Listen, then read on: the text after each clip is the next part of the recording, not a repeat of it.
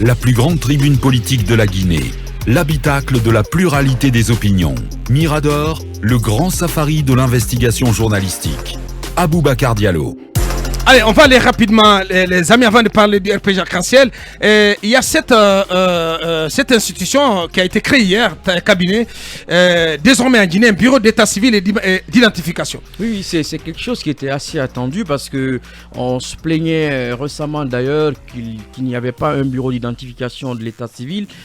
La question d'ailleurs se posait, est-ce qu'il fallait partir du recensement général de la population pour procéder un peu à cette identification-là, parce que l'un des problèmes majeurs d'ailleurs qu'on a au niveau de l'état civil, c'est l'identification justement des personnes en vue donc de l'établissement de certains documents comme la carte d'identité et autres. Je pense que c'est... Donc on tend vers un numéro national d'identification pour chaque citoyen. Exactement, l'objectif est cela et ça va permettre justement d'épurer un peu les fichiers que nous avons ça et là et qui d'ailleurs compliquent un peu la mise en place de politiques publiques, parce que le dénombrement ne se faisant pas de la plus belle des manières et plutôt de la plus bonne des manières, et je pense que c'est un sacré service. Il faut rappeler que c'est un NPA avec conseil d'administration, direction générale, exactement, etc. Et donc ça a été créé hier. Je pense que c'est à saluer et dorénavant j'ai envie de poser cette question à la place des citoyens. Comment ça va se passer?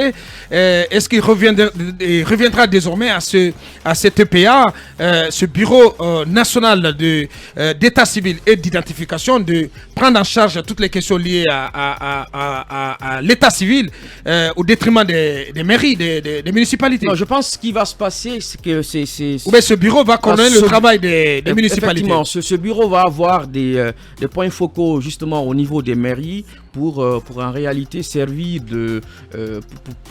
pour identifier un peu les naissances et autres, ou peut-être qu'ils travailleront justement avec les municipalités. Avec les municipalités. C'est assez important. Je pense que ça permettra un peu de revoir un peu les statistiques de la Guinée sur ces questions. De les mettre à jour de manière régulière. Exactement.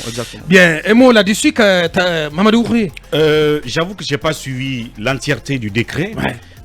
Mais c'est sûr que c'est une bonne décision. C'est une innovation.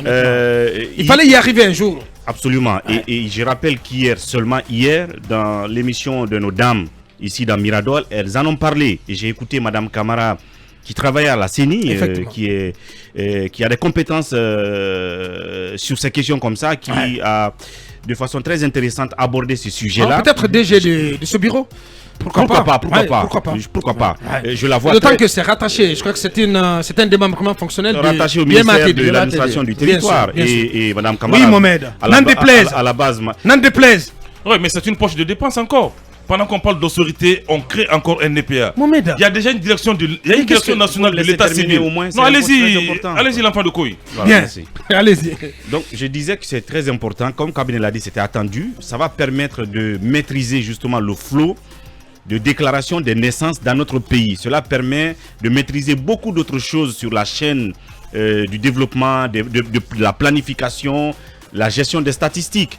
Et je pense que la relation entre ces bureaux et les communes, parce qu'à la base, c'est là-bas où les déclarations de naissance sont faites, il va certainement falloir mettre en place un système de base de données qui va donc recueillir toutes ces déclarations de naissance dans les communes. On remonte sans doute les chiffres à ce bureau.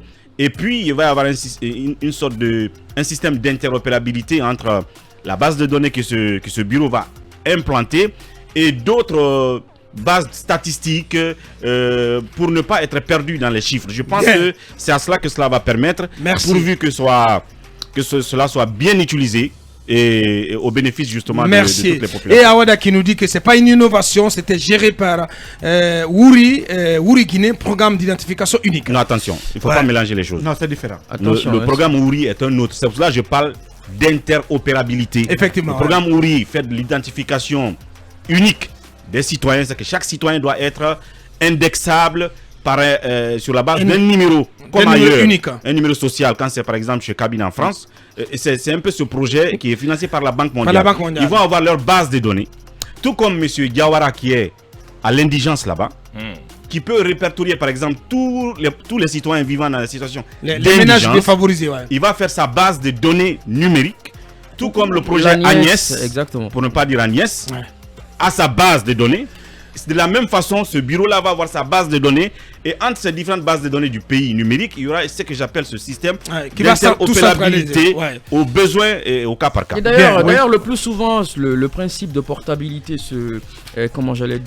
s'applique à toutes ces bases de données-là. Je crois qu'on peut arriver à des bases de données agrégées, mais qui vont servir à plusieurs segments de l'administration, mais aussi de la vie publique, tout simplement, de façon générale. Bien, l'icône pour en terminer. Oui, Ouri a rappelé, tout cela va en droite ligne avec ce projet de Nabel. Hier, les femmes ont communiqué dessus, où on veut impliquer les femmes désormais quand même à diminuer ou à faciliter la déclaration des naissances qui revenait pratiquement aux hommes. Il y a un problème dans ce pays aujourd'hui. Un service souverain de l'État est confié au privé, c'est-à-dire établir les extraits de naissance et la carte d'identité reviennent à l'État. Et ça se fait, c'est des services, à l'époque, les extraits de naissance se faisaient entre 5 000 à 10 000. Mais imaginez aujourd'hui, on fait un extrait de naissance à 60 000. Et les communes sont privées de services puisque les communes n'ont pratiquement rien.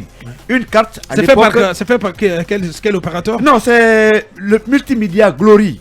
Et je vous apprends que c'est un deal entre deux anciens ministres et cet opérateur Multimédia Glory. L'État ne gagne pas beaucoup. Il faudra y revenir. Non, les extraits sont délivrés par les communes. Non, pas du tout. Non, si, non, il y a un service qui gère ça. Oui, mais pas à travers les communes. Non, pas du tout. Il y a un service privé qui en gère. Maintenant, c'est le service privé Multimédia Glory qui donne les extraits d'actes de naissance moyennant 60 000 francs guinéens. Les communes... Mais dans les communes, non. Mohamed, il faut comprendre le processus. Non, nous sommes tous des pères de famille, je comprends. Pas du tout. Moi, l'extrait de naissance de mon enfant a été délivré à la commune de Ratoma. Et quand est-ce? Oui, tout comme moi. Ça fait longtemps, bien sûr. Ça a changé depuis. Pour moi, c'était en juillet 2019. Même si les communes délivrent aujourd'hui, l'argent qui est payé revient à Multiservice Glory. 60 000 francs, les communes n'ont pratiquement rien. Et à l'époque, on payait 5 000. Les cartes d'identité, c'est à 100 000. L'État n'a rien. Et j'apprends que c'est le ministre Damantan et Kassori qui sont derrière. Et à l'époque... Qui serait derrière? Non. Qui serait derrière? Non. Je vous dis, ils sont derrière. Et même Boulema Condé, à l'époque, était opposé. Donc, aujourd'hui, c'est un mérite que ce projet, quand même, porte. Et le ministre Mori Condé connaît le problème. Il a peur de s'attaquer à cela.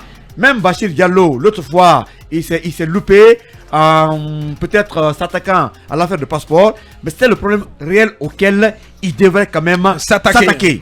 Donc, heureusement, le président a corrigé vivement. Mettre en place ce bureau. Tout à fait, c'est normal. D'état civil. Et Madame Diana hier en parlait. C'est très important. Avec brio d'ailleurs.